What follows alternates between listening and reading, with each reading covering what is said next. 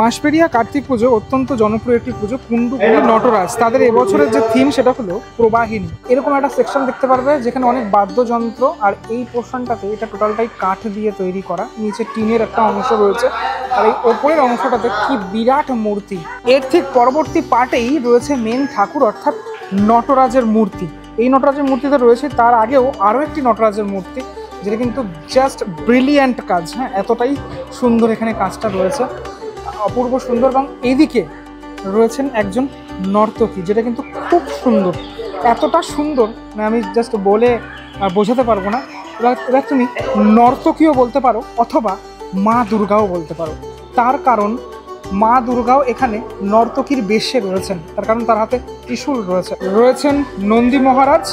আর আমি সামনে দেখাই মেন যে ঠাকুর, নটরাজের পুজো হয়ে থাকে এই কুণ্ডুগুলি নটরাজ, যেহেতু কেন নটরাজের পুজো হয়ে থাকে।